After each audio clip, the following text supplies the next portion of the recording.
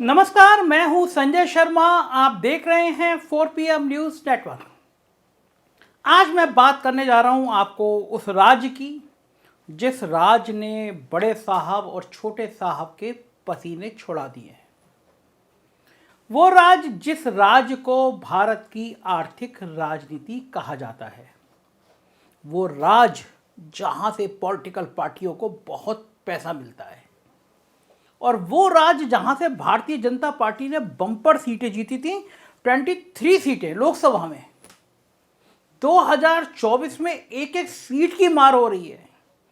और ऐसे में जिस राज्य में भाजपा ने 23 सीटें जीती थी, उस राज्य में इस बार भारतीय जनता पार्टी के पत्ते क्यों पिट रहे हैं, ये आज मैं आपको विस्तार से बताऊंगा। बिल्कुल सही समझे आप, मैं बात कर रहा हूं महाराष्ट्र की। महाराष्ट्र की राजनीति में भारतीय जनता पार्टी की हालत लगभग वैसी है जैसे बिहार में है।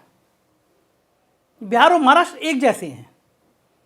इन दोनों राज्यों में संघ भी, आरएसएस भी बड़ा कंफ्यूज रहता है कि अपना हिंदुत्व का एजेंडा बढ़ाए आगे तो कैसे बढ़ाए, वो भी बिना किसी मजबूत गठबंधन के साथी के।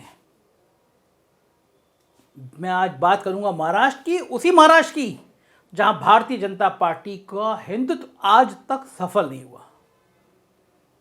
2014 के विधानसभा चुनावों में कुछ हद तक इसलिए दाल गल गई क्योंकि तब 4 कोणों से मुकाबला हुआ था, चतुष्कोणीय मुकाबला हुआ था। यानी भारतीय जनता पार्टी, कांग्रेस, एनसीपी और शिवसेना सब अलग अलग लड़ रहे थे।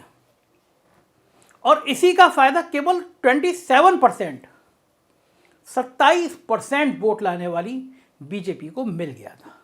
बिल्कुल वैसे ही जैसे यूपी में 2007 और 12 में 2007 में बसपा को 26% मिले थे और सपा को 28% वोट मिले थे। बहुमत मिल गया था, पूरा बहुमत 28% वोटों पर। मगर अब हालात दूसरे हैं। अब हालात ये हैं कि एक तरफ छत्रपति शिवाजी महाराज को सरेआम टीवी डिबेट में औरंगजेब से माफी मांगने की झूठी बात कहकर सुधांशु त्रिवेदी जी ने संपूर्ण महाराष्ट्र के मराठी मानुष की भावनाओं को बुरी तरीके से आहत कर दिया।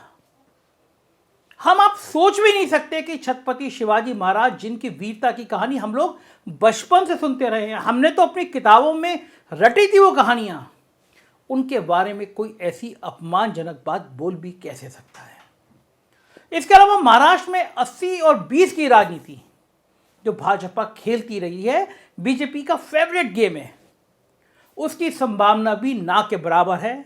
और इन सबके बीच 3 बड़े दलों, दलित नेता खड़गे के नेतृत्व वाली कांग्रेस, में दलित नेता इसलिए कह रहा हूं कि खड़गे ने माहौल बना दिया है, मराठा छत्रप शरद पवार की एनसीपी और ठाकरे परिवार की विरासत संभाल रहे उद्धव ठाकरे के शिव सैनिकों के मेल से बनी महाविकास अघाड़ी से जब मुकाबला हो तो आप सोच सकते हैं कि भारतीय जनता पार्टी की हालत क्या होगी।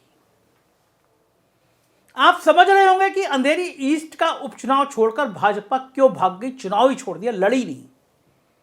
आप सोच सकते हैं कि बीएमसी का चुनाव कराने से ईडी सरकार, ईडी का गलत मतलब मत निकालिए, एकनाथ देवेंद्र सरकार क्यों कतरा रही है, क्यों बीएमसी का चुनाव नहीं करा रही है।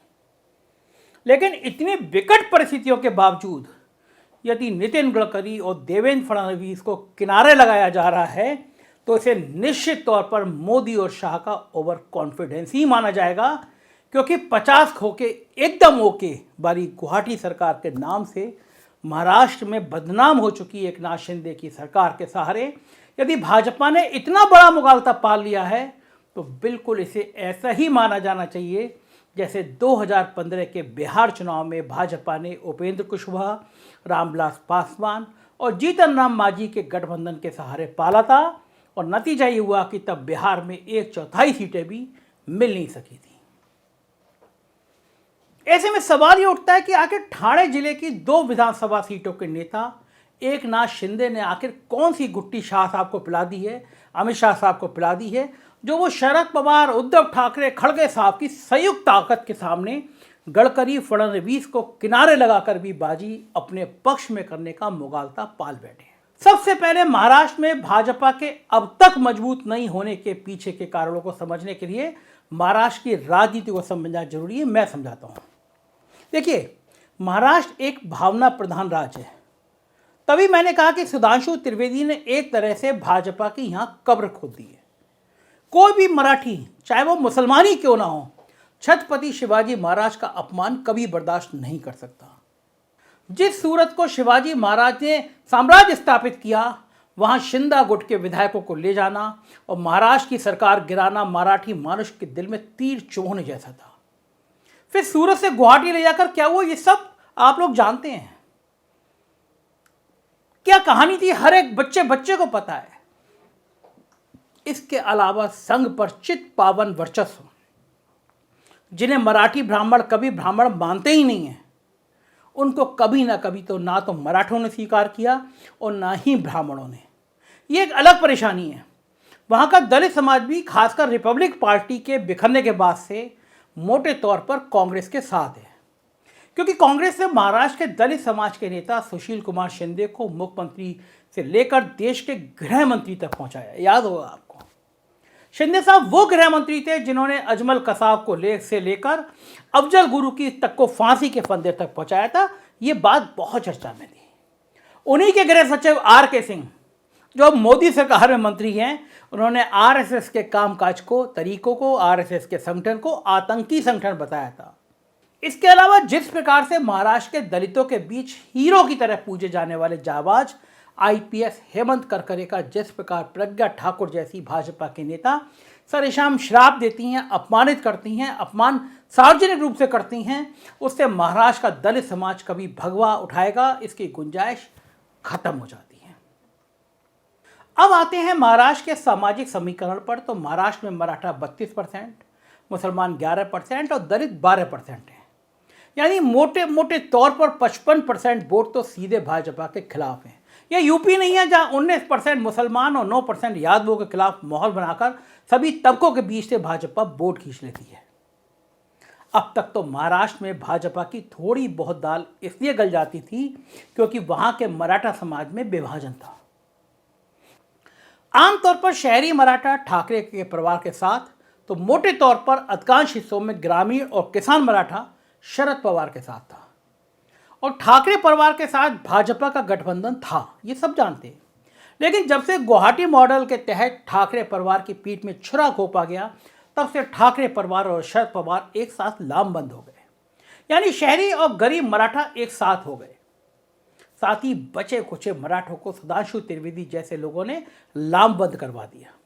दलित समाज खड़गे साहब में उम्मीद देखने लगा, और अब तो बाबा साहब अम्बेडकर जी के पोते प्रकाश अंबेडकर भी महाविकास अघाड़ी के साथ हो रही है। पिछले दिनों में दिल्ली गया था, प्रफुल्ल पटेल एनसीपी के बड़े नेता, उनसे मेरी विस्तार से चर्चा हुई थी। प्रफुल्ल पटेल ने मुझे एक एक सीट के बारे में बताया था महाराष्ट्र में, और उनका तो दावा यह था कि भारतीय जनता पार्टी को अगर 6 सीटें भी मिल जाए तो ये राजनीति का चमत्कार होगा। हो सकता है कि प्रफुल्ल पटेल एनसीपी के नेता इस तरह की बातें कर रहे हैं, लेकिन महाराष्ट्र में स्थितियां टिपिकल हैं।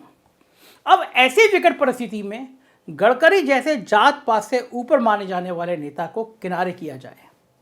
देवेंद्र फडणवीस को 5 साल सरकार चलाने के बाद डिप्टी सीएम बना दिया जाए, तो ये कौन सी राजनीतिक बिसात है? इसे शायद मोदी जी और उनके दोनों टास्क मास्टर, गांधीनगर वाले और हिमाचल वाले, बेहतर समझ सकते हैं, और शायद वो समझ भी रहे हैं। तभी बीएमसी चुनाव नहीं करा रहे और एकनाथ शिंदे को भी बर्दाश्त कर रहे हैं। मगर मराठी मानुष उन्हें कितना बर्दाश्त कर रहा है, ये तो अंधेरी ईस्ट में पता चल जाता, लेकिन बीजेपी चुनाव से भाग खड़ी हुई। कुल मिलाकर महाराष्ट्र में जब गडकरी और फडणवीस के रहते भाजपा की स्थिति खराब है, तो उन्हें किनारे किए जाने के बाद कितनी खराब हो सकती है, उसकी सिर्फ कल्पना की जा सकती है। और बीजेपी के लिए महाराष्ट्र इसलिए भी इंपॉर्टेंट है क्योंकि 2024 में हालात आसान नहीं है। मध्य प्रदेश, राजस्थान, बिहार, बंगाल, वहाँ की हवाएं बता रही हैं कि चीज़ें आसान नहीं हैं। बेरोजगारी, बढ़ती हुई महंगाई, गिरती हुई जीडीपी, इन सब ने माहौल खराब कर दिया। किसान गुस्से में, बेरोजगार गुस्से में, नौजवान गुस्से में। ऐसे में महाराष्ट्र के उद्योगों को उठाकर भी गुजरात भेज दिया गया। महाराष्ट्र के लोगों को लगता है कि उनका हक था, हजारों लाखों नौकरियां लगती, जीडीपी बढ़ती, पैसा आता, और महाराष्ट्र के लोगों को लगता है कि उनके राज्य का हक काट के गुजरात को दे दिया गया। नतीजा, महाराष्ट्र के लोगों को लग रहा है कि गडकरी और फडणवीस का अपमान करके एक नया फार्मूला अगर महाराष्ट्र में आता है तो शायद ही महाराष्ट्र का जनमानस इसको स्वीकार करेगा। जाहिर है साहेब और छोटे साहेब की चाल शतरंज इस बार महाराष्ट्र में पिटती हुई नजर आ रही है। क्या होगी महाराष्ट्र की राजनीति में आपको बताता रहूंगा। आप देखते रहिए 4 PM। यूपी की खबरें देखना हो तो 4 PM यूपी, बिहार की खबरें देखना हो 4 PM बिहार, और गुजरात की खबरें देखना हो तो 4 PM गुजरात। सब्सक्राइब करिएगा। शुक्रिया, थैंक यू।